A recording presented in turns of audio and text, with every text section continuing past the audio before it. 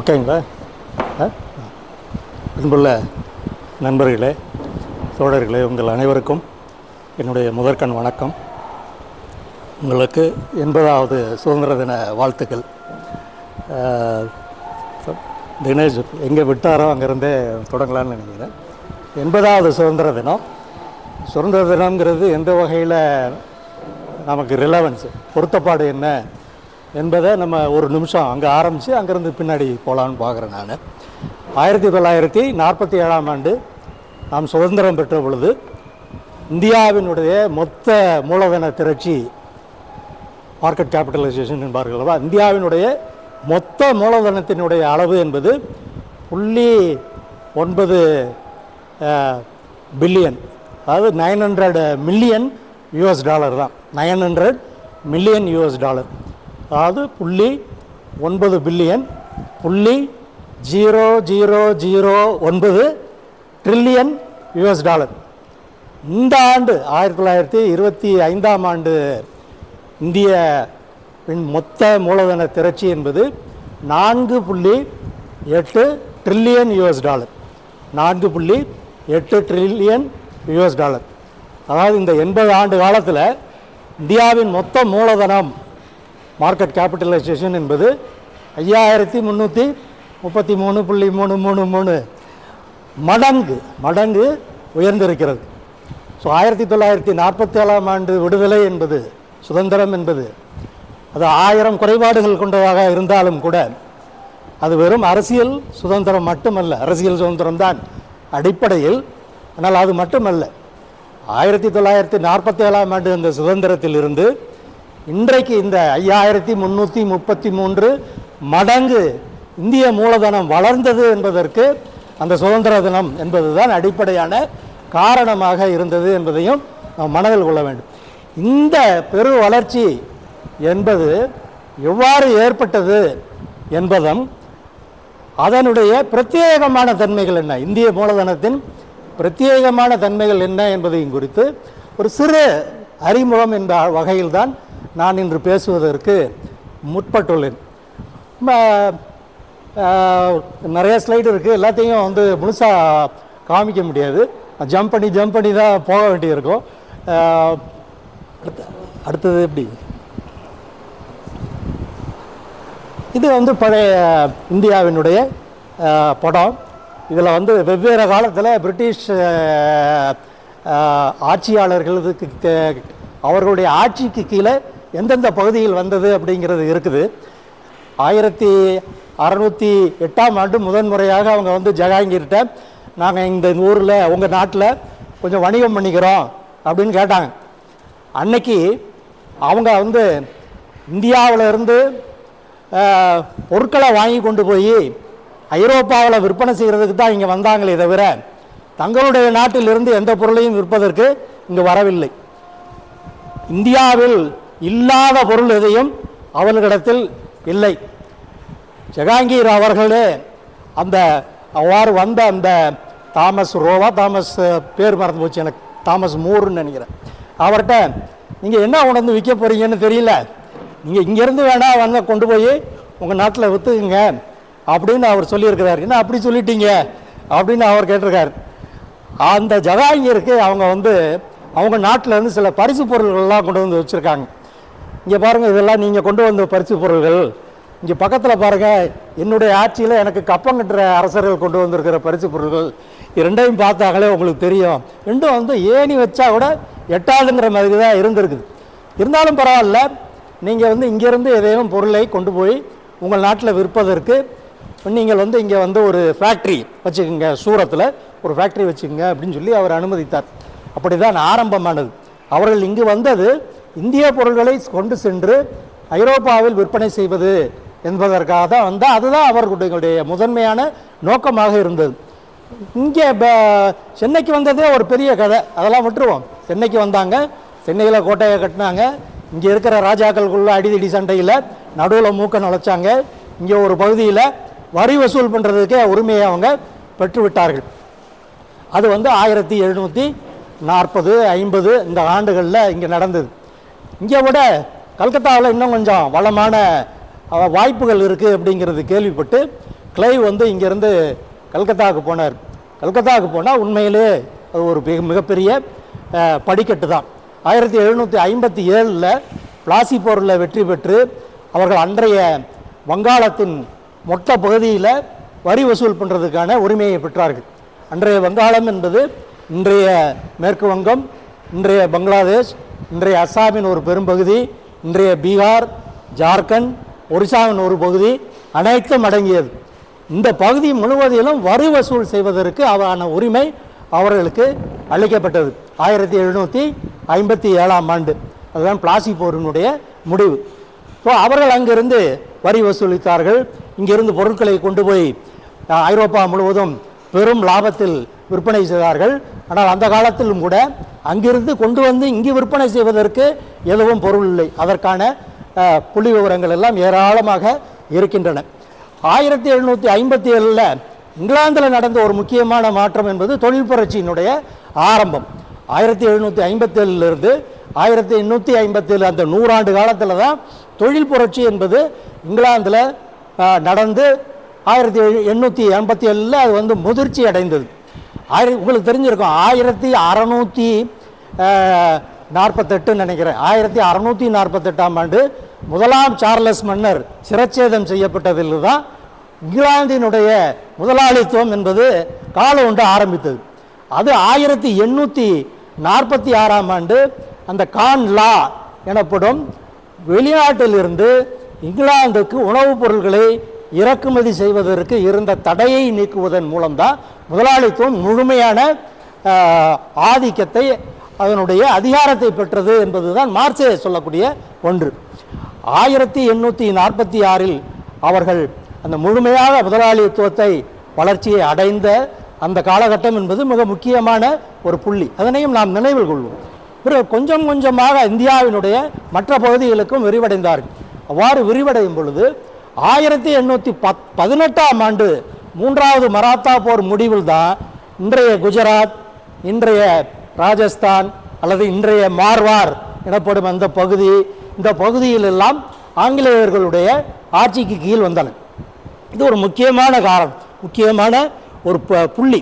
என்ன அப்படின்னா, அது வரைக்கும் முகலாயர் காலத்திலிருந்து, இன்னும் முகலாயர் காலத்துக்கு முன்னால் இருந்து லாகூர், டெல்லி, ஆக்ரா அந்த பகுதி முழுவதிலும் இருந்து மேற்கு ஆசியாவோடும் கிழக்க ஆப்பிரிக்காவோடும் நடைபெற்ற வணிகம் என்பதனுடைய அந்த பாதை என்பது இன்றைய ராஜஸ்தான், இன்றைய மார்வார், இன்றைய குஜராத் என்பதன் வழியாக இன்றைய சூரத் வழியாகத்தான் அந்த வணிகம் என்பது நடைபெற்றது.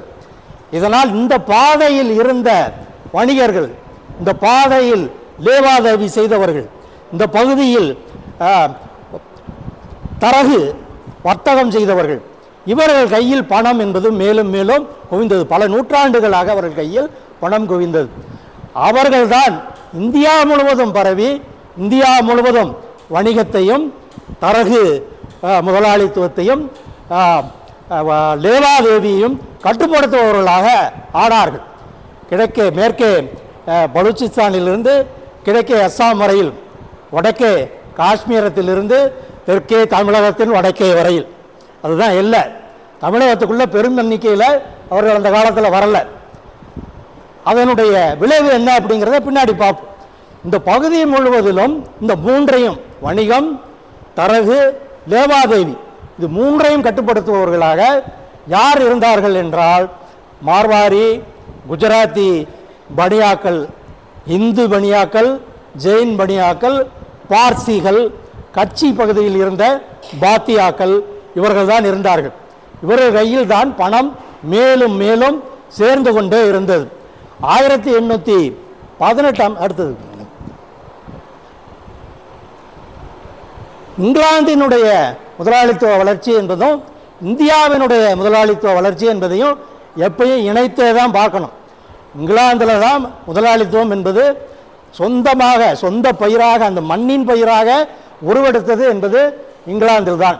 இங்கிலாந்தில் ஒட்டி ஹாலந்து, பெல்ஜியம், பிரான்ஸ் ஆகிய நாடுகளிலும் கிட்டத்தட்ட அதே காலத்தில் முதலாளித்துவம் என்பது அங்கிருந்து வந்தோ அல்லது தானாகவோ உருவாகி வளர்ந்தது. இந்த பகுதிக்கு வெளியே ஜப்பானில் மட்டும்தான் முதலாளித்துவம் என்பது அந்த நாட்டினுடைய அந்த மண்ணினுடைய பயிராக உருவெடுத்தது. மற்ற எல்லா இடங்களிலும் அது இங்கிலாந்திலிருந்து பிடுங்கி நடப்பட்ட பயிராகத்தான் வளர்ச்சி அடைந்தது. 1846 அந்த கான்லா முடிகிற சமயத்தில் முதலாளித்துவம் என்பது முதிர்ச்சி அடைந்திருந்தது. எங்கே? இங்கிலாந்தில் முதிர்ச்சி அடைந்திருந்தது. முதிர்ச்சி அடைந்த முதலாளித்துவத்திற்கு அதனுடைய அந்த இங்கிலாந்து என்பது ஒரு சிறிய கூண்டாக மாறிவிட்டது. அதனால் அவங்க என்னென்னா அதுக்கு முன்னாடி இருந்து உலகத்தில் வேறு எங்கெல்லாம் போக முடியும் அப்படிங்கிறத இங்கிலாந்தினுடைய முதலாளித்துவம் தேட ஆரம்பித்தது. தேட ஆரம்பித்த போது அவர்கள் கண்ணை உறுத்திய ஒன்று கிழக்கிந்திய கம்பெனி. பிரிட்டிஷ் கிழக்கிந்திய கம்பெனி இந்தியாவிற்கும் ஐரோப்பாவிற்கும் இடையே நடக்கும் அனைத்து வணிகத்திற்கும் அது அவர்களுடைய சொந்த மோனோபொலி என்பார்கள் அல்லவா, மோனோபொலி என்ன தமிழ், ஏகபோக உரிமை பெற்றவர்களாக இருந்தார்கள். ஆக இங்கிலாந்து முதலாளித்துவத்தினுடைய முதல் டார்கெட் யார் அப்படின்னா இந்த கிழக்கிந்திய கம்பெனி தான். நீ எப்படி அவனுக்கு மட்டும் இது மாதிரி ஏகபோகத்தை கொடுப்ப அப்படிங்கிறது தான் அவங்களோட முதல் டார்கெட். 1818ஆம் ஆண்டு அந்த கிழக்கிந்திய கம்பெனி சட்டம் என்பது கிழக்கிந்திய கம்பெனிக்கு தேயிலை, சீனாவினுடைய உடனான வர்த்தகம், இது இரண்டையும் தவிர வேறு எதிலும் அவர்கள் ஈடுபடக்கூடாது என்ற தடையை ஏற்படுத்தி விட்டார்கள். தடையை ஏற்படுத்தியதோடு அங்கிருந்து இங்கிலாந்திலிருந்து முதலாளிகள் இந்தியாவிலும் தொழில் புரிவதற்கு முன் வந்தார்கள், முயற்சி செய்தார்கள். ஆனால் England, India chalk and cheese என்பார்கள். அதுபோல இங்கு என்ன பிரச்சனைன்னா கிழக்கிந்திய கம்பெனியில் இருந்த அதிகாரிகள் அவர்கள் சுரண்டி கொடுத்தார்கள். கிழக்கிந்திய கம்பெனி கடைசியாக திவாலாகி போனது என்பதை நீங்கள் பலருக்கும் தெரிந்திருக்காது. கிழக்கிந்திய கம்பெனியில் இருந்த இந்த அதிகாரிகள் அதனை சுரண்டி கொடுத்தார்கள். 1813ஆம் ஆண்டு அந்த சட்டம் நிறைவேறிய பிறகு இங்கு வந்த இங்கிலாந்தினுடைய முதலாளித்துவத்தினுடைய ஏஜென்ட்டுகளாக இவர்கள் தான் ஆனார்கள். இவர்கள் இங்கு வளர்ச்சி பெற ஆரம்பித்த பொழுது இன்னும் ஒரு அடி முன்னே சென்று 1833ஆம் ஆண்டு அடுத்த சட்டம் வந்தது. அது என்ன? கிழக்கிந்திய கம்பெனி எந்தவித பொருளாதார நடவடிக்கைகளிலும் ஈடுபடக்கூடாது, எந்த ஒரு கம்பெனியும் நடத்தக்கூடாது, லாபம் சம்பாதிக்கக்கூடாது, உற்பத்தியில் ஈடுபடக்கூடாது. அவர்களுக்கு இருந்த ஒரே வேலை இங்கு வரி வசூல் செய்வது மட்டும்தான். மற்ற எல்லாவற்றையும் இங்கிலாந்தினுடைய முதலாளிகளுக்கு கதவு திறந்து விட்டார்கள். அவர்கள் எல்லோரும் இணைந்து இங்கு கம்பெனியினுடைய அதிகாரிகளாக இருந்தவர்களால் நடத்தப்பட்ட இந்த மேனேஜ்மெண்ட் ஏஜென்சி என்பார்கள். மேனேஜ்மெண்ட் கன்சல்டன்சி என்பதனுடைய ஆரம்பகால விதை என்பது அதில் தான் இருக்கு. அவர்கள் மூலமாக இந்தியாவில் முதலீடு செய்ய ஆரம்பித்தார்கள். இங்கு தொழிலும் தொடங்க ஆரம்பித்தார்கள். பெரிதும் வங்காள பகுதியில் தான் அவர்களுடைய தொழில்கள் எல்லாம் இருந்தன. ஏனென்றால் வங்காளம் 1757ஆம் ஆண்டிலிருந்து அவர்களுடைய கட்டுப்பாட்டில் இருந்த காரணத்தினால் பெரும்பகுதியான பிரிட்டிஷ் மூலதனம் என்பது கல்கத்தா பகுதிக்கு வருவதாக இருந்தது. ஆனால் பம்பாயிலும் குஜராத்திலும் 1818ஆம் ஆண்டு தான் இந்த பகுதிகள் பிரிட்டிஷ் ஆதிக்கத்தின் கீழ் வந்தன என்பதாலும் அங்கு இருந்த தரகு முதலாளிகள், வட்டி முதலாளிகள், வணிக முதலாளிகள் கையில் சேர்ந்த மூலதனத்தை அவர்கள் தொழில் மூலதனமாக மாற்றுவதற்கு அவர்கள் தயாராக இருந்தார்கள் என்ற காரணத்தினால் அவர்களும் இந்த புதிய தொழில்களை தொடங்குபவர்களாக ஆனார்கள். அவர்கள் காலம் காலமாக யாரெல்லாம் ஆட்சியில் இருந்தார்களோ அவர்கள் எல்லோருக்கும் சார்பாக இருந்துதான் தங்கள் பணத்தை திரட்டுபவர்களாக இருந்தார்கள். முகலாயர்களுக்கு முன்பு யாரெல்லாம் ஆட்சியில் இருந்தார்களோ அவர்களும் அவர்களுக்கு நண்பர்கள். முகலாயர்கள் வந்த பொழுது முகலாயர்களும் நண்பர்கள், அவர்களை எதிர்த்து போராடி கொண்டிருந்த மராத்தியர்களும் நண்பர்கள். முகலாயர்களுக்கும் அவர்கள் கடன் அளித்தார்கள், மராத்தியர்களுக்கும் அவர்கள் கடன் அளித்தார்கள். எப்படி இஸ்ரேலும் அமெரிக்காவும் ஸ்ரீலங்காவில் எல்டிடிக்கும் அவங்க தான் பயிற்சி கொடுப்பாங்க, ஸ்ரீலங்கன் ஆர்மிக்கும் அவங்க தான் பயிற்சி கொடுப்பாங்க. ரெண்டு பக்கமும் ஈராக்கில் போர் நடந்த பொழுது ஏதோ ஒரு வகையில் அமெரிக்காவினுடைய ஆயுதங்கள் எல்லா பக்கத்துக்கும் அவங்க ஆயுதம் போகும் பார்த்தீங்களா. அது மாதிரி இந்த குஜராத்தி, மார்வாரி, பனியாக்களுடைய பணம் எல்லா ஆட்சியாளர்களுக்கும் சென்றது. எல்லா ஆட்சியாளர்களும் அவர்களது நண்பர்கள், எல்லா ஆட்சியாளர்களாலும் அவர்கள் பயன்பெற்றார்கள். அவர்களால் எல்லா ஆட்சியாளர்களும் பயன்பெற்றார்கள். இது ஒரு நாள் வரலாறு அல்ல, இது என்றைக்கோ ஆரம்பித்த வரலாறு, இன்று வரையில் தொடரக்கூடிய வரலாறு இதுதான். அதனால் அவர்கள் கையில் பணம் இருந்த காரணத்தினால் அங்கிருந்து வணிகம் செய்து அங்கிருந்து பொருளை கொண்டு வந்து இந்தியாவில் விற்பது என்பதற்கு மாறாக இந்தியாவிலே உற்பத்தி செய்வது என்பது மிகுந்த லாபகரமாக ஆகிய பொழுது இந்தியாவிலேயே உற்பத்தியை தொடங்கினார்கள். பார்சிகள் தொடங்கினார்கள். அவர்களை தொடர்ந்து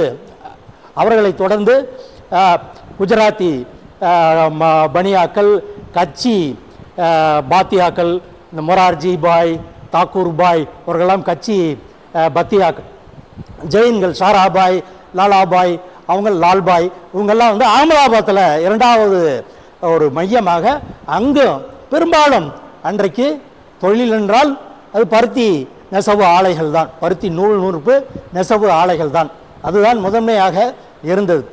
1757 1857 இந்தியாவினுடைய தொழில் என்பதையே முழுமையாக பிரிட்டிஷ் முதலாளித்துவம் என்பது அழித்து ஒழித்து விட்டது. ஒரு காலத்தில் உலகம் முழுவதற்கும் துணியை ஏற்றுமதி செய்த, உலகத்திற்கே துணி வழங்கிய இந்தியா என்பது 1857 1860 பார்த்தீங்கன்னா பெருமளவுக்கு இங்கிலாந்திலிருந்து துணியை இறக்குமதி செய்யக்கூடிய நாடாக மாறிப்போனது. அதிலிருந்து அடுத்த அடியாக இங்கேயே வந்து தொழிலை நடத்துவது என்று பிரிட்டிஷ்காரர்கள் மில்களை ஆரம்பித்தார்கள். அவர்களை ஒட்டி அவர்களை எப்போதும் அண்டி வாழ்ந்த இந்த பனியா, மார்வாரி, குஜராத்தி பனியாக்கள், ஜெயின்கள், பார்சிகள் அவர்களும் தங்களுடைய ஆலைகளை உருவாக்கினார்கள். பிரிட்டிஷ் ஆட்சி 1757 அதற்கு முன்பு, அதாவது தொழில் புரட்சி நடப்பதற்கு முன்பு இந்தியாவிலிருந்து போகும் ஜவுளி வகைகளுக்கு 75% கஸ்டம்ஸ் டியூட்டி இங்கிலாந்துலேருந்து இங்கே வர்ற துணிக்கு 2.5% கஸ்டம் டியூட்டி. இதெல்லாம் சேர்ந்து தான் இங்கிலாந்தினுடைய தொழில் புரட்சி என்பது பெருமளவுக்கு இந்தியாவினுடைய பணத்தில் தான் அது நடந்தது. ஏன்னா 1608 அவங்க இந்தியாவுக்கு வரும் பொழுது உலகத்தில் அயர்லாந்தை தவிர அவங்களுக்கு வேறு எதுவும் காலனியெல்லாம் கிடையாது. அமெரிக்காவிலேயே 1664 என்னமோ தான் போய் அந்த ஜார்ஜ் டவுன்னு நியூ இங்கிலாந்து இதை வந்து ஃபார்ம் பண்ணாங்க. அது எல்லாம் ஃபார்ம் பண்ணி 1783 எல்லாத்தையும் இழந்துட்டாங்க. அமெரிக்கா சுதந்திரம் ஆயிடுச்சு. அதுக்கப்புறம் தான் அவங்க இங்கே ஆஸ்திரேலியா போனாங்க, ஆப்பிரிக்கா போனாங்க, நியூசிலாந்து போனாங்க. ஆக அவர்களுடைய தொழில் புரட்சி என்பதனுடைய ஆயில் என்பது இந்திய ரத்தம் தான், வேறு எதுவும் கிடையாது. அதன் மூலம் தான் தொழில் புரட்சி நடந்தது. தொழில் புரட்சி முடிந்ததுக்கு பிறகு நடந்து அது முதிர்ச்சி அடைந்த பிறகு அவர்களுடைய உற்பத்தி பொருள்களோடு அவர்களுடைய ஜவுளியோடு இந்திய ஜவுளி என்பது போட்டி போட இயலவில்லை. 1901-2 வரையில் இந்தியாவினுடைய ஜவுளியை அவர்கள் போட்டி போட முடியவில்லை. ஆனால் அது இவ்வாறு தான் அவர்கள் அதனை நிறைவேற்றினார்கள்.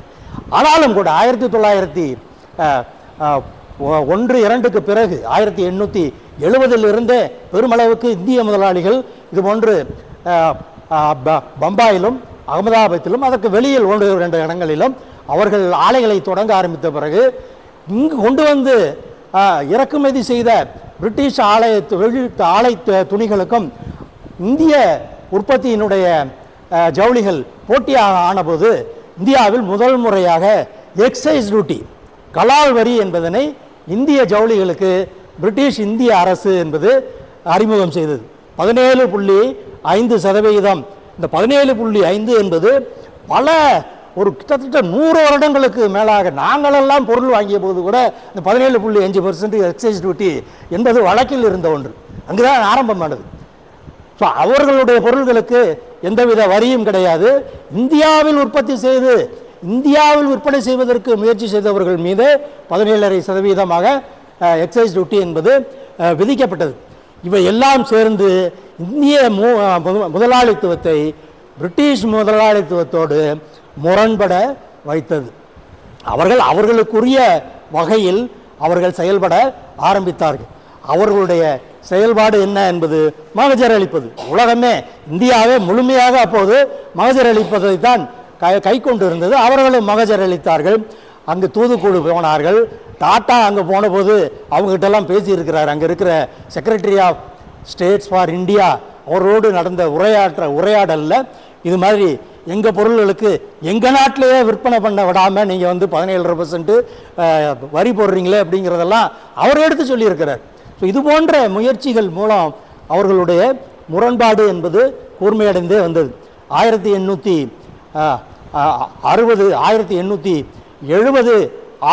ஆண்டே வந்து அவர்கள் வந்து வர்த்தக சங்கங்கள் என்பதை ஆரம்பித்து விட்டார்கள். ஆரம்பத்தில் அது பிரிட்டிஷ்காரர்கள் இந்தியாவில் தொழில் புரியும் போது அவர்களுடைய உற்பத்திக்கு பிரிட்டனிலிருந்து வரக்கூடிய பொருள்கள் தடையாக இருந்த சமயத்தில் அந்த சிறு உராய்வை தீர்ப்பதற்காக தான் அந்த அவர்களுடைய சேம்பர் ஆஃப் காமர்ஸ் என்பது முயற்சி செய்தது. ஆனால் அவர்களை பார்த்து இந்தியாவில் முதலில் உருவான இந்திய வர்த்தக சங்கம் என்பது கல்கத்தாவில் மார்வாரி வர்த்தகர் சங்கம் என்றுதான் உருவானது. பிறகு அது கொஞ்சம் கொஞ்சமாக விரிவடைந்து பெங்கால் தேசிய வர்த்தக சங்கம் என்று ஆனது. பிறகு 1920ஆம் ஆண்டு தான் இன்றைக்கு இருக்கக்கூடிய federation of Indian chamber of commerce and industry என்பது உருவானது. அதற்கு ஒரு 27 தான் உருவானது. 20ஆம் ஆண்டே அசோச்சம் என்பது அது பிரிட்டிஷ்காரர்களோடு பிரிட்டிஷ் முதலாளித்துவத்தோடு மிக நெருக்கமாக உறவு கொண்டிருந்த பார்சி முதலாளித்துவம், குறிப்பாக டாட்டாவினுடைய கம்பெனிகள், அவருடைய ஏனைய பார்சிய கம்பெனிகள், இவர்கள் எல்லாம் சேர்ந்து தான் அசோச்சம் என்பதை உருவாக்கினார்கள். இவர்களுடைய இந்த பின்னணியில்தான் இந்தியாவில் இந்திய தேசியம், பொருளாதார தேசியம் என்பது வளர்ச்சி அடைந்தது. இந்தியாவில் சுதந்திர போராட்டம், காங்கிரஸ் என்பது வளர்ச்சி அடைந்தது. காந்தியம் ரொம்ப பின்னாடி, காங்கிரஸ் வளர்ச்சி அடைந்தது என்பதும் இந்த பின்னணியில் தான் வைத்து நாம் பார்க்க வேண்டும். இவற்றினுடைய தொடர்ச்சியாக இதில் இன்னொரு முக்கியமான புள்ளி என்ன, பின்னாடி தான் டைம் ஆகுது, பரவாயில்லையா? சரி, நான் அப்போ முடிச்சிடறேன். அதாவது நீர்ப்பாசனத்தில் இந்த பிரிட்டிஷ் காலத்தில் நடந்த நீர்ப்பாசன விரிவாக்கம் என்பது ரொம்ப முக்கியம். ஏன்னா இன்றைக்கு வரையில் அதனுடைய தாக்கம் என்பது இருக்குது. மற்ற எல்லாத்தையும் விட்டுருவோம், ரெண்டை மட்டும் எடுத்துக்குவோம். ஒன்று வந்து இதில் சிந்து நதியினுடைய ஏனைய நதிகளில் இருந்து கால்வாய்கள் அமைத்து பஞ்சாபின் ஒரு பெரும்பகுதியை அவர்கள் விவசாயத்திற்கு கொண்டு வந்தார்கள். கிட்டத்தட்ட 50 லட்சம் ஹெக்டேர்னு நினைக்கிறேன், 50 லட்சம் ஹெக்டேருக்கு மேலே. இது அடுத்து முந்தின இது பண்ணி 85 லட்சம் ஹெக்டேர், 85 லட்சம் ஹெக்டேரை அவர்கள் வந்து புதிதாக விவசாயத்திற்கு கொண்டு வந்தார்கள். அதுபோல் இங்கே ஆர்தர் காட்டன் கட்டிய கோதாவரி கிருஷ்ணா நதி அணைகள் மூலமாக கோதாவரி கிருஷ்ணா பகுதியில் 1870க்கு பின்னாடி அங்கு சுமார் 10 லட்சம் ஹெக்டேருக்கு மேலே நிலம் வந்து விவசாயத்துக்கு வந்தது. இது ரெண்டும் அந்த பகுதியில் விவசாயம் பெருகுவதற்கும் விவசாயத்தின் மூலம் ஒரு சிறு அளவுக்கு மூலதனம் உருவாகவும் வழிவகுத்தது. இதை மட்டும் ஞாபகத்தில் வச்சுக்குவோம். அடுத்ததுக்கு போகணும்,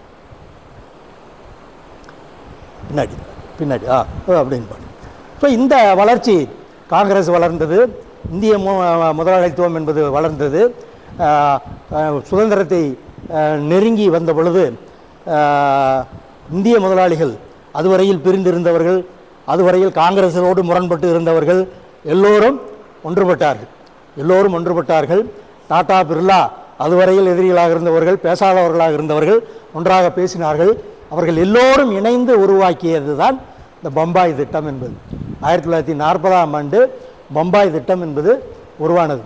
டாடா சார்பாக சிலர் கையெழுத்திட்டார்கள், பிர்லா சார்பாக ஜிடி பிர்லாவே கையெழுத்து போட்டார். யார் என்னங்கிறதெல்லாம் இருக்குது, என்னோடய புத்தகத்தில் இருக்குது. 2வது வால்யூமில் இது வந்து இன்னும் டீட்டெயிலாக இருக்குது. இது இந்த புள்ளி விவரங்கள்லாம் எங்கேருந்து வந்தது அப்படிங்கிறதும் அதில் இருக்குது. இந்த பம்பாய் புரட்சியின் பொருளில் 2வது வால்யூம் இந்தியாவை பற்றினது அதில் இருக்குது. பம்பாய் திட்டம் என்பது இந்திய முதலாளித்துவத்தினுடைய திட்டம். அதுக்குள்ளே அந்த விவரங்களுக்குள்ளே நான் போகலை. 1940 அவங்க கொடுக்கறதுக்கு கொஞ்சம் முன்னாடியே, 44 1938-39 நேதாஜி வந்து காங்கிரஸினுடைய தலைவராக இருந்த பொழுது காங்கிரஸ் சார்பாக ஒரு தேசிய திட்டக்குழு என்பதையும் ஆரம்பித்தார் அவர், ஜவஹர்லால் நேருவை தலைவராக வச்சு. ஆனால் ஒன்றும் நடக்கலை, வேலையே நடக்கலை. ஆனால் 1944 அந்த பம்பாய் திட்டம் வந்தபோதே கிட்டத்தட்ட அதே சமயத்தில் எம்என் ராயின் குழு மக்கள் திட்டம் என்ற பெயரில் ஒரு திட்டம் கொடுத்தாங்க, பீப்புள்ஸ் பிளான். இந்த பிளான் தான் இங்கே கீழே இருக்குது, பார்த்தீங்கன்னா தெரியும் என்ன டிஃபரன்ஸ் அப்படிங்கிறது தெரியும். பீப்புள்ஸ் பிளான் படி விவசாயத்துக்கு 18.7% அதுக்கு வந்து நிதி ஒதுக்கீடு.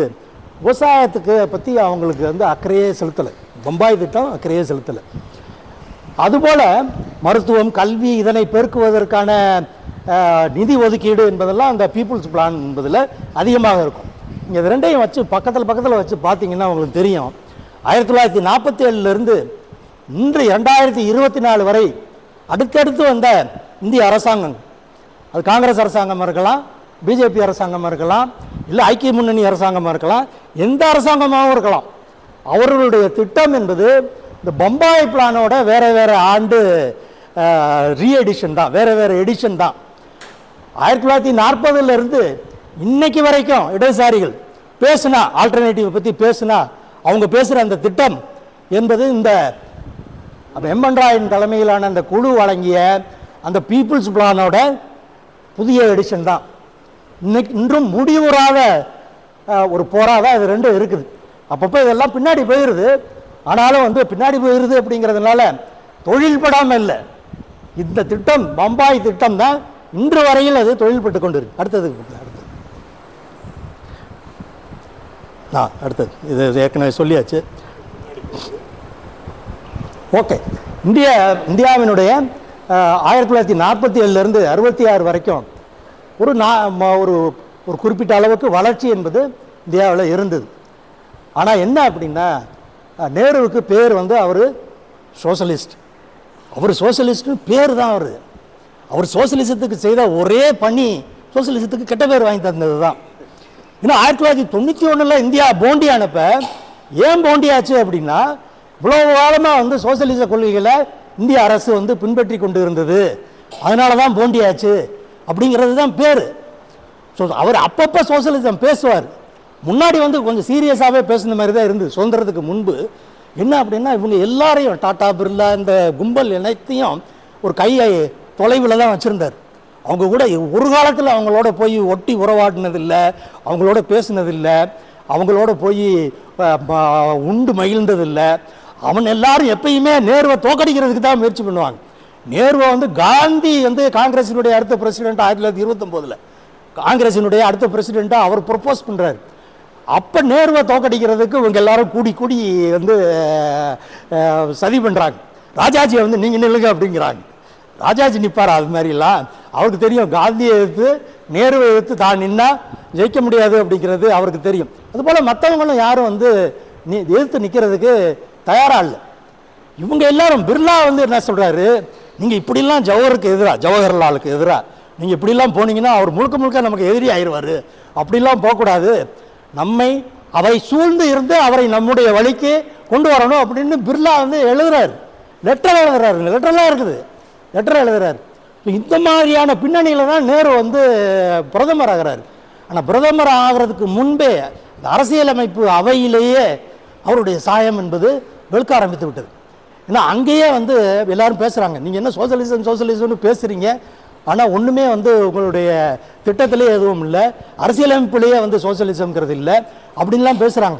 யார் பேசுகிறாங்கன்னு பார்த்தா ஆச்சரியமாக இருக்குது. ராமலிங்கம் செட்டியார், அவினாசிலிங்கம் செட்டியார், ஒருத்தர் வந்து கோயம்புத்தூர் எம்பி, பின்னாடி கோயம்புத்தூர் எம்பி, இன்னொருத்தர் வந்து திருப்பூர் எம்பி, ரெண்டு பேரும் மாமன் மச்சான். இன்று வரையில் அவர்கள் சோசலிசத்துக்காக நேருவை எதிர்த்து பாராளுமன்றத்தில் குரல் கொடுத்தார்கள் என்பது தெரியாது. அதுபோல் ஜிடி தேஷ்முக், ஹெச்வி காமத், இன்னும் ஒன்று ரெண்டு பேரெல்லாமே புதுசாக இருக்கு. அவங்க எல்லாம் வந்து எதிர்த்து பேசுகிறாங்க. அம்பேத்கரோடையும் மோதுறாங்க. அம்பேத்கர்கிட்ட நீங்கள் வந்து அந்த பிரியாம்பிளில் சோசலிசம்ங்கிறத கொண்டு வரணும் அப்படின்னு பேசுகிறாங்க. அவர் வந்து இல்லை, நமக்கு யாருக்குமே வந்து சோசலிசத்தின் எதிரிகள் இல்லை, ஆனால் நம்முடைய கருத்தை பெரும்பான்மையின் மீது நம்ம வந்து திணிக்கக்கூடாது அப்படிங்கிறார். எனக்கு அந்த ஆர்குமெண்ட் எல்லாம் வந்து ஒன்றும் சரியாக தெரியல. இந்த அரசியலமைப்பு அவை என்பதே 13% பேர் ஓட்டு போட்டு தான் வந்திருக்குது. 13% இந்தியர்கள் வாக்களித்து தான் அரசியல் அமைப்பு சபை என்பதே வந்தது. இவங்க முயற்சி பண்ணுறாங்க. நேருவும் அந்த சமயத்திலலாம் அவன் முயற்சி பண்ணுறாரு, அம்பேத்கர் முயற்சி பண்ணுறாரு. ஆனால் அவர்கள் வந்து இந்த தங்களுடைய கருத்தை அடுத்தவர்கள் மீது ஏற்றக்கூடாது, திணிக்கக்கூடாது என்பதெல்லாம் பார்க்குறாங்கல்ல, அது மாதிரி இல்லை. என்னன்னா எலெக்ட் ஆகி வர்றவங்களே 13%. யார் ஓட்டு போட்டாங்க இன்னைக்கு? யாருக்கு சொத்து இருக்கோ அவங்களுக்கு தான் வாக்குரிமையே. அவங்க ஓட்டு போட்டு தான் இந்த இதுவே. அம்பேத்கரே வந்து போய் முஸ்லீம் லீக் ஆதரவோட பெங்காலில் இருந்து தான் எலெக்ட் ஆகி வர்றாரு. இதுதான் நிலைமை. ஸோ அந்த இதுலேயே அப்போ இருந்தே நேரு வந்து தடுமாற ஆரம்பிச்சிட்டாரு. பின்னாடி வந்து தடுமாற்றம்லாம் இல்லை. என்ன இவங்கெல்லாம் வந்து அதையும் தாண்டி, நேருவையும் தாண்டி வந்து முதலாளித்துவ பாதையில், அவரே முதலாளித்துவ பாதையில் தான் போயிட்டு இருக்காரு, அதையும் தாண்டி வரணும் அப்படின்னு சொல்லி இவங்கெல்லாம் முரண்டு பிடிப்பாங்க. டாடா, பிர்லா இவங்கெல்லாம் முரண்டு பிடிப்பாங்க. உடனே நேரு என்ன பண்ணுவார், கோட்டு பையிலேருந்து சோசியலிசத்தை எடுத்து வெளியில் விடுவார். இந்த பூனையை வெளியில் விடுற மாதிரி. அந்த பூனை போய் எல்லாரையும் பராண்டும். சோசியலிச பூனை போய் டாடா பிர்லாவெல்லாம் பராண்டும். அவங்கெல்லாம் குய்யோ முறையோன்னு உடனே ஓடி போய் நேருக்கிட்ட வந்து கம்ப்ளைண்ட் பண்ணுவாங்க, இந்த மாதிரிலாம் பண்ணுறீங்களே அப்படின்னு. படக்குன்னு ஒரு பூனை காலை பிடிச்சி திரும்ப தூக்கி கோட்டு பையில் போட்டுக்குவார். இப்படியே தான் இருந்தது. இதனால் என்ன அப்படின்னா 3 முக்கியமான பிரச்சனைகள் இந்தியாவில் 66 ஆரம்பமாகிவிட்டது. ஒன்று வரவு செலவு பற்றாக்குறை, 2வது அந்நிய செலாவணி பற்றாக்குறை, 3வது உணவு பற்றாக்குறை. இந்த 3மே வந்து 66 தொடர்ந்து வரக்கூடிய ஒன்று தான். இதற்கு இவர்கள் செய்த வைத்தியம் என்பது இருக்குல்லவா, அடுத்தடுத்து அந்த வைத்தியம் என்பது இந்திரா காந்தி செய்த வைத்தியம். இந்திரா காந்தி போய் நரசிம்மராவ் வந்து அவர் செய்த இன்னும் அதிகமான ஒரு முரட்டு வைத்தியம். அதற்கு பிறகு மன்மோகன் சிங் வந்து செய்த வைத்தியம், இப்போது நடந்து கொண்டு இருக்கிற வைத்தியம். இந்த எல்லா வைத்தியமும் இந்த பிரச்சனையை இன்னும் ஆழமாக்கியது என்பது தான் யதார்த்தம். நீங்கள் அடுத்தது இது ஒன்றும் சரியாக தெரியல உங்களுக்கு. இது வந்து என்ன அப்படின்னா, இவர்கள் 1991க்கு பிறகு இந்தியாவினுடைய ஏற்றுமதி இறக்குமதிக்கு இடையிலான அந்த கேப்பு, டெபிசிட், தமிழில் துண்டு விழுவது அல்லது பற்றாக்குறை என்பது அதிகமாயிருச்சு. அதாவது வெளிநாட்டில் இருந்து கடனை வாங்கி வர்த்தக பற்றாக்குறை காரணமாக வெளிநாட்டில் இருந்து கடனை வாங்கி இங்கே குரோத்தை காமிக்கிறது. அதாவது கடன் வாங்கி கல்யாணம் அல்லது கடன் வாங்கி நகையை போட்டுக்கிட்டு மினுக்கிறது, அது மாதிரி தான் இந்தியாவினுடைய இந்த ஜிடிபி குரோத் என்பது அவ்வாறு தான் நடந்திருக்குது. ஆனால் அவ்வாறு நடந்ததில் என்ன அப்படின்னா, அந்த பற்றாக்குறை என்பது பற்றாக்குறை தீரலை, வருமான அந்த கேப்பு அது தீரலை. அது தீராததுனால என்ன பண்ணிட்டாங்க, அரசாங்கம் வந்து எந்தவித முதலீட்டையும் செய்வதில்லை இந்த முடிவுக்கு வந்து, எந்தவித வளர்ச்சி மேம்பாட்டு முதலீட்டையும் அரசு வந்து செய்வதில்லை, இது டே டு டே எக்ஸ்பென்சஸை மட்டும் பார்க்குறது அப்படிங்கிற முடிவுக்கு வந்து அதுதான் நடந்துக்கிட்டு இருக்கு. அடுத்தது இது பாருங்க, இது வந்து 1980-81 இது வந்து இன்ட்ரெஸ்ட் வந்து, அதாவது மொத்த கவர்மெண்ட் ரெவென்யூவில் 18% இருந்த இன்ட்ரெஸ்ட்டு அது 19% இன்க்ரீஸ் ஆனது என்பது தான் 1991 29% அதிகமானது. அதாவது கடன் வாங்கி இந்த வளர்ச்சியையும் மேம்பாட்டையும் இது பண்ணாங்க. ஏன் அது மாதிரி பண்ண வேண்டியிருந்தது? என்ன அப்படின்னா, இந்தியாவின் பெரும்பகுதி மக்களான விவசாயிகள் மக்களிடத்தில் அல்லது பெரும்பகுதியான மக்களிடத்தில் அவங்க கையில் போய் காசு சேரலை. அவர்கள் எல்லோரும் வறுமையில் தான் தொடர்ந்து இருந்தார்கள். அவர்கள் தங்களுடைய தினசரி தேவையை பூர்த்தி பண்ணும் அளவிற்கு கூட அவர்களிடத்தில் பணம் சேரலை. உலகத்திலேயே மிகவும் குறைவான per capita consumption of food grain, உணவு தானியங்கள், பால், இறைச்சி, முட்டை, ஜவுளி, பேப்பர், பேனா, எதை வேணாலும் எடுத்துங்க, எனர்ஜி எல்லாத்துலேயும், லிக்கர், சினிமா டிக்கெட், தப்பான இடங்களில் போய் நம்ம கவனம் சொல்லிக்கிட்டு இருக்கோம். இந்தியாவினுடைய per capita consumption of liquor one of the lowest. இந்தியாவுடைய 1000 பேருக்கு இருக்கிற cinema seat one of the lowest. So அதெல்லாம் காரணம் இல்லை, மக்கள் கையில் பணம் சேரலை, அவரால் அவங்க வந்து போதுமான அளவுக்கு பொருட்களை வாங்கவில்லை. அதனால் இந்திய தொழில்துறைக்கு போதுமான அளவுக்கு டிமாண்ட் வளரலை. இந்தியாவில் முதலீடு செய்வதற்கு போதுமான அளவுக்கு செல்வம் திரளவில்லை. இதுதான் அடிப்படை பிரச்சனை. 1966 2026 வரை இதுதான் பிரச்சனை.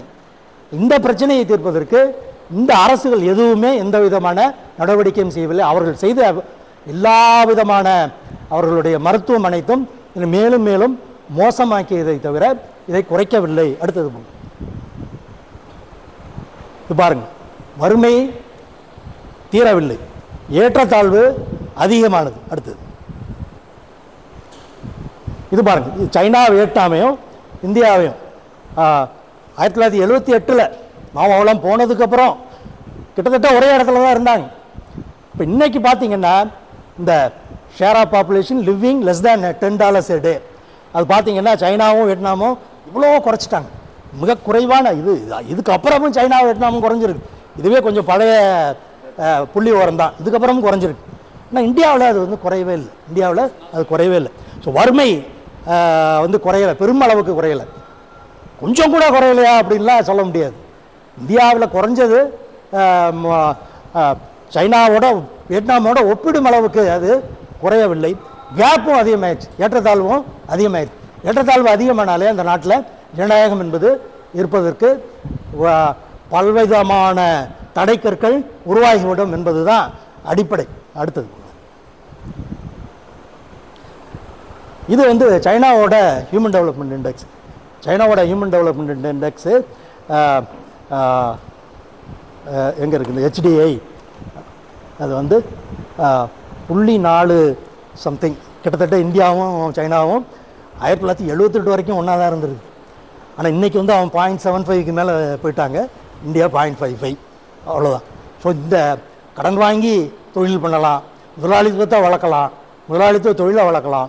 ஆனால் முடிவு எங்கே இருக்கணும் அப்படிங்கிறதுக்கு, எங்கே இருக்கக்கூடாது என்பதற்கு இந்தியா உதாரணம், என்ன பண்ண முடியும் அப்படிங்கிறதுக்கு சீனா உதாரணம் மேற்கொண்டு அவர் வந்து பேசுவார். அடுத்தது இதுதான் 0.369லேருந்து ஓகே, இதுதான் வந்து இந்தியாவினுடைய story, human development index story. 0.369லேருந்து 0.583 தான் வந்துருக்கு. அடுத்து இது 2 ஸ்லைடு, இதை மட்டும் காமிச்சிருக்கு. இதை காமிக்காமல் நான் இல்லை. இந்திய முதலாளித்துவம், நான் முதல்ல சொன்னது போல், இந்திய முதலாளித்துவம் என்பது பகுதிகளுக்கிடையே ஏற்றத்தாழ்வு என்பது ஒரு பக்கம், குஜராத்தி மார்வாரி பனியாக்கள் தான் பெரும்பான்மை என்பது ஒரு புறம், ரீஜனலாகவும் டிஃபரன்ஸ் இருக்குது. இது வந்து என்ன அப்படின்னா 2012 2010ஆம் ஆண்டு புள்ளி விவரங்களின்படி EPWL அக்டோபர் 2012 வந்தது தான். இந்தியாவினுடைய முதல் 1000 நிறுவனங்கள், பல முறை நான் பேசியிருக்கிறேன், முதல் 1000 நிறுவனங்கள் இந்தியாவின் மொத்த மூலதன திரட்சியில் 80% தன் கையில் வைத்திருக்கும் அந்த நிறுவனங்களில் இயக்குநர்களுடைய எண்ணிக்கை, அவர்களுடைய பர்சன்டேஜ் 92.6% முன்னேறிய ஜாதியினர் சார்ந்தவர்கள் தான் அந்த இயக்குநர்கள். அதில் பிராமின் 44.6, வைஷ்யா அதாவது பனியா அவங்க வந்து 46, சத்ரியா இங்கே இருக்கிற சத்திரியாலாம் இல்லை, வன்னியகுல சத்திரியா பாண்டியகுல அவங்கெல்லாம் சூத்திரர்கள் தான். ஆரிய வர்த்தத்துக்கு வெளியில் இருக்கிற எல்லாரும் சூத்திரர்கள் தான். அவங்கெல்லாம் வந்து ஏன்னா அவங்க தொழில் ரீதியாக வந்து இராணுவத்தில் இருந்தது, சோழ இராணுவத்தில் பாண்டிய இராணுவத்தில் இருந்ததுனால அப்படி சொல்கிறாங்க. நான் அவங்க எல்லாமே சூத்திரர்கள் தான். சத்திரியாங்கிறது அங்கே இருக்கிற சத்திரியா, அவங்கெல்லாம் வந்து ஏற்கனவே வைசியர்கள் பிராமணர்களுக்குள்ளே அங்கெல்லாம் உள்வாங்கிட்டதாக தான் ஆர்எஸ் மாதிரிலாம் சொல்கிறார். அவங்க 5% தான்.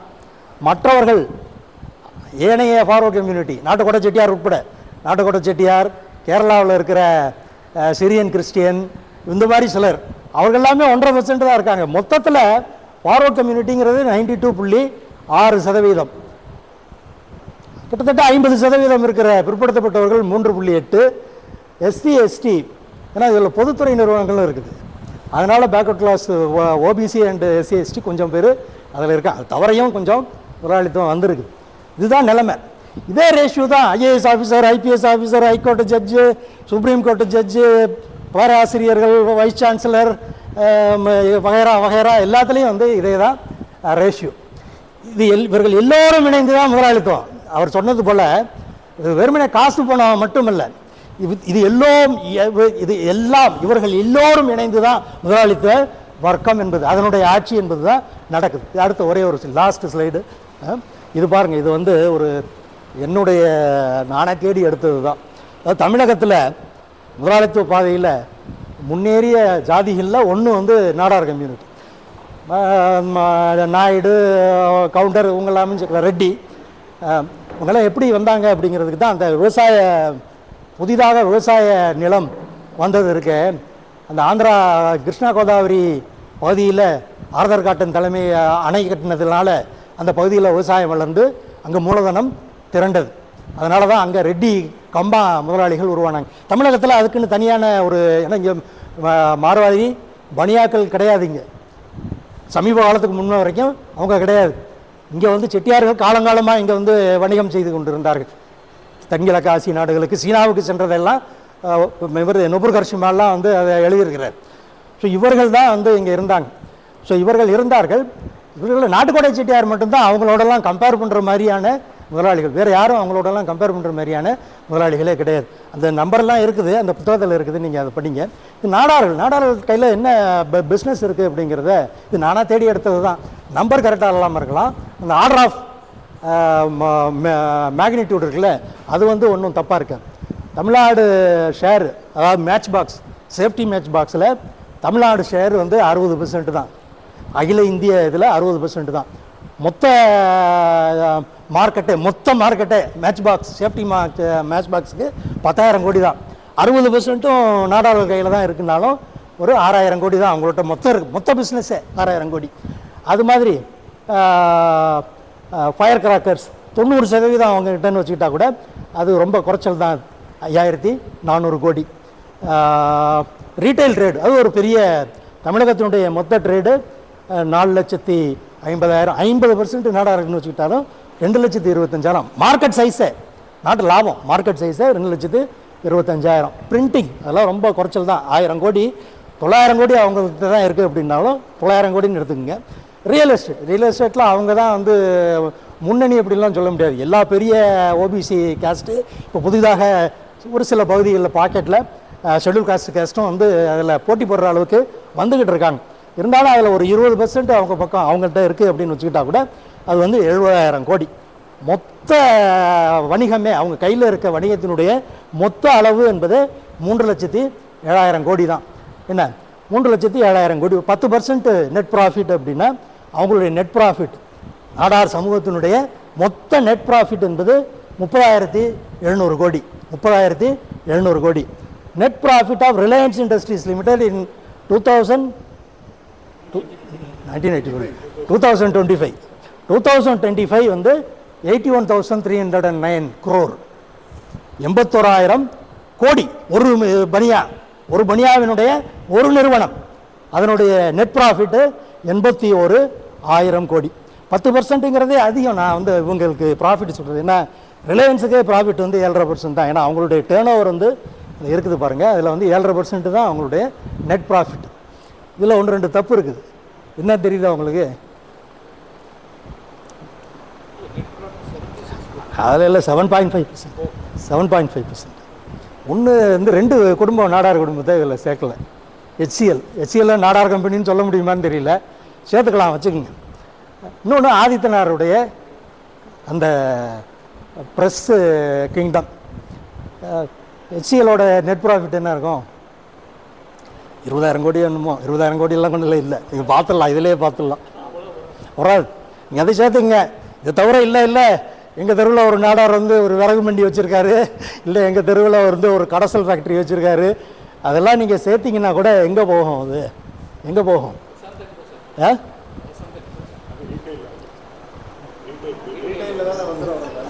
அதெல்லாம் ரீட்டைல் தான். அண்ணாச்சி கடையெல்லாம் ரீட்டைல் தான். அண்ணாச்சி கடையெல்லாமே காணாமல் போயிட்டுருக்கு.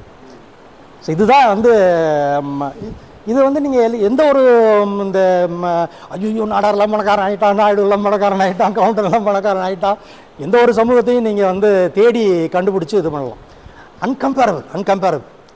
அன்கம்பேரபிள் ஈவன் ஒரு முதலாளித்துவ நிறுவனத்தோடு கம்பேர் பண்ணாலே இதுதான் நிலைமை. ஸோ இதுதான், அதாவது ரீஜனலாகவும் ஏற்றத்தாழ்வு, இந்தியா முழுவதும் ஏற்றத்தாழ்வு, ஒரு பகுதிக்கு இன்னொரு பகுதிக்கும் ஏற்றத்தாழ்வு, ஜாதிகளுக்கு இடையிலும் ஏற்றத்தாழ்வு. இதுதான் இந்திய முதலாளித்துவத்தினுடைய பண்பு. உலகத்தில் வேறு எந்த பகுதியிலையும் இவ்வளவு டேரிங், இவ்வளவு மூஞ்சியில் அடிக்கிற மாதிரியான வேறுபாடு என்பது எங்கும் கிடையாது. ஆனால் அநேகமாக நீங்கள் முதல் முறையாக இதை இங்கு உங்கள் செவியில் கேட்கின்றீர்கள் என்று தான் நான் நம்புகின்றேன். ஏன் இதை வந்து இந்த 100 வருஷத்தில் ஏன் இதை வந்து பேசலை? 2012 EPWவில் அந்த பெர்சன்டேஜ் யார் எவ்வளோன்னு வந்தது, அது வந்ததில்லை. இன்னைக்கு வரைக்கும் வேறு எங்கேயும் ஏன் நீங்கள் படிக்கலை, ஏன் படிக்கலை? இந்துல எக்ஸ்பிரஸில் வரல, இடதுசாரி பத்திரிகையில் வந்திருக்கணும்ல, ஏன் வரல? அதுதான் இந்திய முதலாளித்துவத்தினுடைய தனியான பண்பு. உலகத்தில் வேறு எந்த இடத்துலையும் இதுபோல் நீங்கள் காமிக்கவே முடியாது. அமெரிக்க முதலாளித்துவம் பற்றி அமெரிக்காவினுடைய மெயின் ஸ்ட்ரீம் பத்திரிகையில் படித்தாலே நீங்கள் புரிஞ்சுக்க முடியும். யூகேயோட இது பற்றி யூகேயில் படித்தாலே புரிஞ்சுக்க முடியும். ஆனால் இங்கே தான் இது பிரச்சனை. இதுதான் இந்திய முதலாளித்துவத்திற்கு இருக்கக்கூடிய தனித்தன்மையான பண்பு. இந்த தனித்தன்மையான பண்புக்கு ஏற்றவாறு போராடினால்தான் இந்திய முதலாளித்துவத்திற்கு எதிராக போராட்டம் என்பது நடைபெறும். எங்கேயோ வந்திருக்கும். உண்மைதான். 1947 நான் சொல்லியது போல் 900 மில்லியன் தான் இந்தியாவினுடைய மொத்த மூலதன திரட்சி. இன்றைக்கு 4.8 ட்ரில்லியன். 1947 அந்த 900 மில்லியனில் 70% ஃபாரின் இன்வெஸ்ட்மெண்ட், பெரும்பாலும் பிரிட்டிஷ் இன்வெஸ்ட்மெண்ட்டு. மற்றவங்கெல்லாம் சேர்ந்து கொஞ்சம் 70%க்கு மேலே ஃபாரின் இன்வெஸ்ட்மெண்ட், 30% தான் இந்திய மூலதனம். இன்றைக்கு அந்த 4.8ல் 17% தான் foreign direct investment. Direct investment மட்டும் இல்லை, ஃபாரின் போர்ட்ஃபோலியோ இன்வெஸ்ட்மெண்ட்டும் சேர்ந்து 17% தான். மிச்சதெல்லாம் இந்திய மூலதனம். ஸோ இந்தியாவில் முதலாளித்துவம் இல்லை, தரகு முதலாளித்துவம், விறகு முதலாளித்துவம் அது மாதிரி சொல்கிறவங்க இப்பயும் இருந்துக்கிட்டு தான் இருக்காங்க. அதெல்லாம் உலகம் தட்டைன்னு சொல்கிறதுக்கு சமமான ஒன்று. அதுபோல் இந்தியா முழுவதும் முதலாளித்துவம் வளர்ச்சி அடைந்து விட்டது, இங்கே நாடார் ஆகிட்டாங்க, நாயுடு ஆகிட்டாங்க அப்படிங்கிறது எல்லாமும் அதுவும் உண்மை இல்லை. இதை மனதில் கொண்டால்தான் இந்திய முதலாளித்துவத்தை பற்றிய சித்திரம் என்பது சரியான சித்திரமாக நம்முடைய மனதில் இருக்கும் என்று சொல்லி மன்னிப்பு. அதிக நேரம் எடுத்துக்கொண்டோம்.